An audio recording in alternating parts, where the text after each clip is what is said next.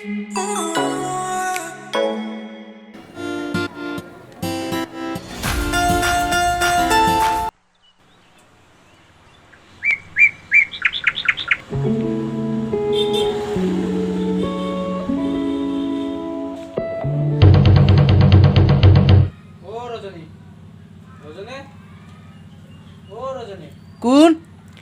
ইমান পুৱাই পুৱাই কোন আহিল আমাৰ ঘৰলৈ? কোন?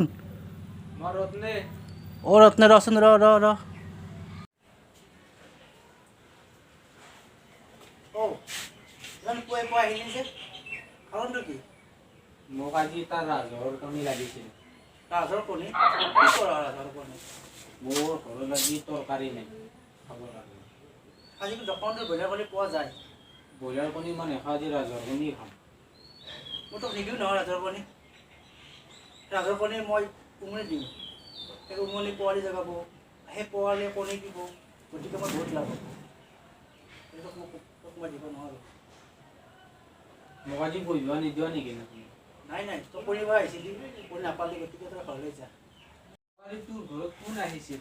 কিয় সুধিলি? অঁ, যোৱাকালি আমাৰ মাহী ছোৱালীজনী আহিছিল। গ'ল নে? নাই নাই, যোৱা নাই, থাকিব কেইদিনমান। মোক চিনাকি কৰিব নিদিয়া নেকি? কি তোক চিনাকি দিব লাগে? মই কিয় আহিছিলোঁ জানানে? কিয় আহিছিলি তই? মই ছোৱালী দুজনী চাবলৈ আহিছিলোঁ। কি? অ' বেয়াটো ঠাণ্ডা বেলেগ। ৰ ৰ ৰ এই এই